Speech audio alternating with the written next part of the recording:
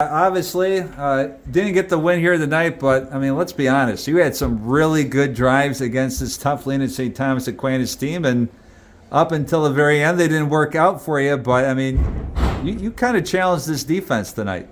Yeah, I think clearly our kids came in and they hadn't packed their bags for the year. They were ready to play football, and we moved the ball in the first half and the second half.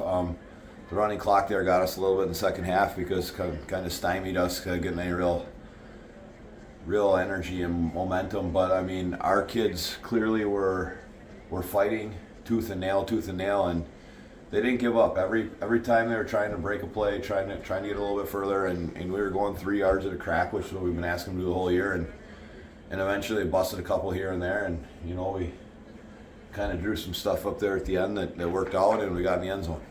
How important is a play like that? Like, I mean, obviously, you look at the final score, 6 points compared to 43 for Lena St. Thomas Aquinas. In the bigger picture, means a lot because you're able to kind of go into this offseason now on a high note as opposed to being shut out by a good team.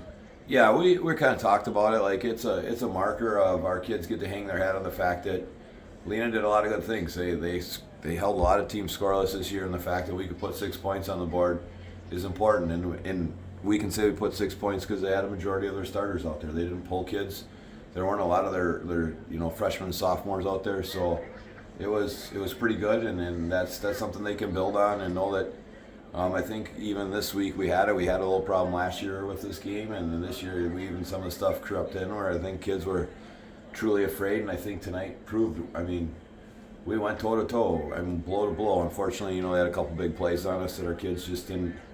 Maybe we defensively I didn't have quite the right plan, or if we go back and look at it, we had 2 kids in one gap and no kids in another gap, and I think that's what cost us. And we kind of tried to shore it up there in the second half. We made a little better effort. They still got one on us, but we'll go to the drawing board and see if we can fix that next year. But I mean, for right now, the fact that we could, move the ball. I mean, a lot of times, like it's said, we hear it all the time. Like, you only run 6 plays. How are you going to do it? Well, they only run 6 plays or 7 plays. Like, there's validity in being able to do that and replicate it. And so for our kids to see that success, because we didn't run a lot more than probably 8 plays other than those last 2 pass plays at the end of the night. It's like they're all out of the same place, just coming from a different look. And the fact that our kids were successful with it, hopefully they can buy into the offense and put a little work in the offseason, and we'll see a little more improvement next year.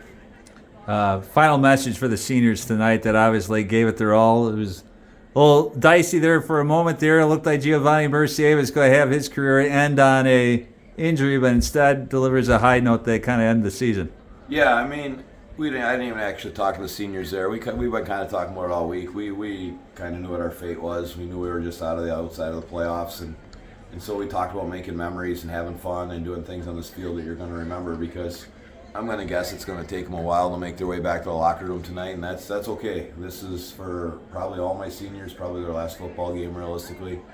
I mean, there's a couple of them that could go on and play lower Division III football if they want, but I don't know if that's in their future. So, I mean, for us, this is going to be a good experience. We're going to take our time getting off this field tonight and let it soak in for all the kids.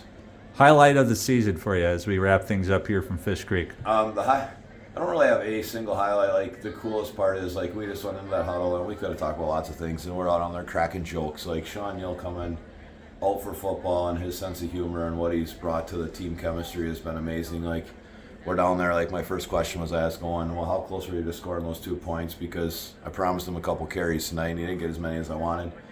But, like, that's how it started. And then I said, yeah, if you squatted 500 pounds, maybe you'd have made it in. So, like, it's just a big joke, and Sean just kept it rolling. It's like, it's just a lightheartedness. Like, I've told him from the beginning, like, listen, we want to do this, we want to be good, but the ultimate thing is we want to have fun. I want it to be a memory that the kids look back on in high school and they can say, yeah, I'm glad I did that for 2 years or 3 years or 4 years or whatever it is. In Sean's case, hopefully the senior year coming and playing 1 year was worth it. Well, Coach, as always, we thank you for the ride that you take us each and every year. We went from no wins to 2 wins. Let's keep it going next season. Yeah, I think we got a good chance, Tim. All right. Coach Mike Peck joining us on the post-game